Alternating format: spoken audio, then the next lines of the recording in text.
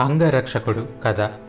పూర్వం సిల్లంగేరి దేశాన్ని పరిపాలిస్తున్న వీరభద్రరాజుకు ఒక అంగరక్షకుణ్ణి నియమించవలసి వచ్చింది. ఆ పదవికి యుద్ధ విద్యల్లో ఆరితేరిన చాలామంది యువకులు వచ్చారు. వాళ్ళందరినీ పరీక్షించి అర్హుడైన వాణ్ణి అంగరక్షకుడిగా ఎంపిక చేసే బాధ్యత రాజు మంత్రికి అప్పగించాడు. మంత్రి ఆ యువకులందరికీ అనేక పరీక్షలు పెట్టి చివరకు గజసేనుడు, ఉగ్రసేనుడు అనే వాళ్ళు అంగరక్షక పదవికి తగిన వాళ్ళని నిర్ణయించాడు. అయితే రాజుకు కావలసిన అంగరక్షకుడు ఒక్కడే కావడంతో ఏం చెయ్యాలో మంత్రికి తోచలేదు. ఈ పరిస్థితుల్లో మంత్రి బాగా ఆలోచించి వాళ్ళిద్దరిని గురించి రాజుకు చెప్పి, ప్రభు, ఈ గజసేనుడు, ఉగ్రసేనుడు అన్నింటా సరిసమానులు. ధైర్య సాహసాల్లో గాని తెలివితేటల్లో గాని ఇద్దరి మధ్య రవ్వంత తేడా కూడా నాకు కనిపించడం లేదు. కనుక ఈ ఇద్దరిలో ఎవరు అంగరక్షకుడి పదవికి మరింత అర్హులో తమరే నిర్ణయించడం మేలని నేను అభిప్రాయపడుతున్నాను అన్నాడు. రాజు కొంచెంసేపు ఆలోచించి, సరే, ఆ అంగరక్షకుడి నియామకమేదో నేను చూస్తాను. అంగరక్షకుడి పదవి ఆశించి వచ్చిన మిగిలిన యువకుల మాటేమిటి అని అడిగాడు. వాళ్ళందరూ మెరికెల్లాంటి వాళ్ళు, అందరూ సైనిక పదవికి తగిన వాళ్లే. నేనాలోచిస్తున్నదేమంటే ఆ యువకుల్లో కొందరిని దళనాయకులుగా, మరికొందరిని కొంత శిక్షణ తర్వాత చారులుగా నియమించడం బాగుంటుందని అన్నాడు మంత్రి. మీ ఇష్టప్రకారమే చెయ్యండి. నేను రేపే బయలుదేరి కొండకోన సమీపాన ఉన్న ఉద్యానవనానికి పోతున్నాను. మీరనే ఆ గజసేనుడు, ఉగ్రసేనుడు అనే వాళ్ళల్లో ఒకరిని నా వెంట అంగరక్షకుడిగా పంపండి అన్నాడు రాజు. మర్నాడు సూర్యోదయంతోనే రాజు, మంత్రి పంపిన గజసేనుడు గుర్రాల మీద ఉద్యానవనానికి బయలుదేరాడు. గజసేనుడు ఓరలో కత్తి, భుజాన విల్లంబులు, చేత పొడవాటి ఈటె పట్టుకుని రాజు వెనకగా గుర్రాన్ని నడపసాగాడు. మిట్ట మధ్యాహ్నం వేళకు ఇద్దరూ ఉద్యానవనాన్ని చేరారు. రాజు అక్కడి కుటీరం లోపలికి వెళ్ళి విశ్రాంతి తీసుకుంటూ ఉండగా కొందరు గ్రామస్తులు పరుగు పరుగున అక్కడకు వచ్చి, మహాప్రభు, గత 2 రాత్రులుగా దావులనున్న అరణ్యం నుంచి పులి ఒకటి వచ్చి గ్రామంలో కనపడిన మేకలను, గొర్రెలను, ఇతర పశువులను చంపి తింటున్నది. ఈరోజు పట్టపగలే గ్రామంలో జొరబడి నానా బీభత్సం చేస్తూ ఉన్నది.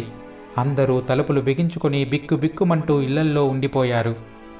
మేం కొద్దిమంది మీ సాహసించి ఇక్కడికి పారిపోయి వచ్చాం. ఆ పులి నుంచి తమరే మా గ్రామస్తుల్ని కాపాడాలి అన్నారు. వెంటనే రాజు, గజసేన, గ్రామస్తుల వెంట వెళ్ళి ఆ పులిని చంపిరా అన్నాడు. ప్రభు, అలాగే చేస్తాను. ఈ స్వల్ప కార్యానికి కత్తి, విల్లంబుల అవసరం లేదు. ఈ ఈటె ఒక్కటి చాలు. ఆ పులిని క్షణాల మీద చంపి తిరిగి వస్తాను అంటూ గజసేనుడు గ్రామస్తుల వెంట బయలుదేరాడు.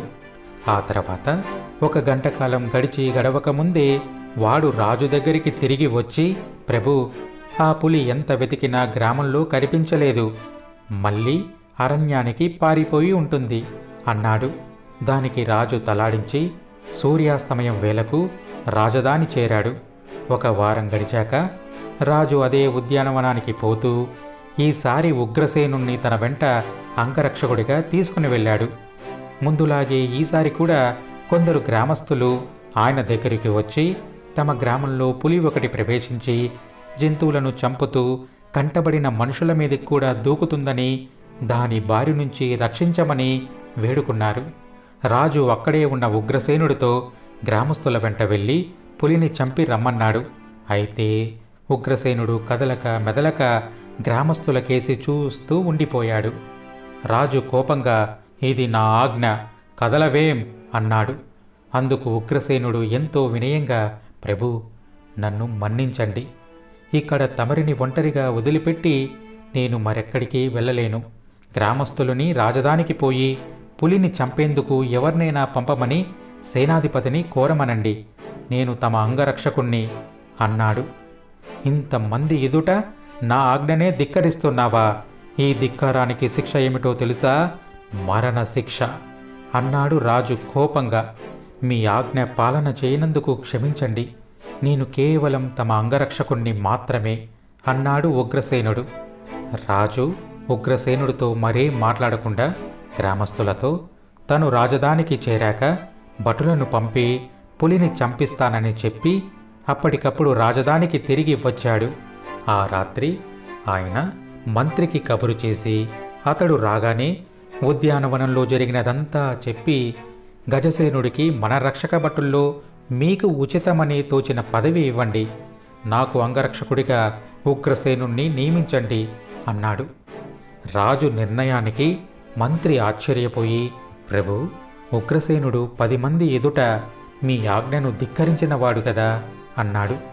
ఆ ప్రశ్నకు రాజు చిరునవ్వు నవ్వి, ఆ ధిక్కరించడం కూడా వాడు మరణశిక్షకు సిద్ధపడి మరీ ధిక్కరించాడు, అందుకే వాణ్ణి నాకు అంగరక్షకుడిగా నియమించమంటున్నాను.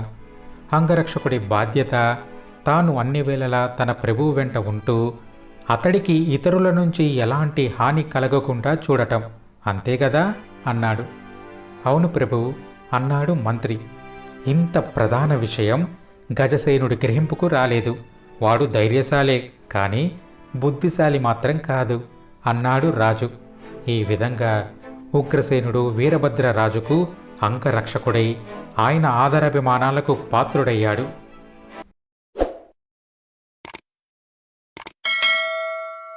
Na na na na na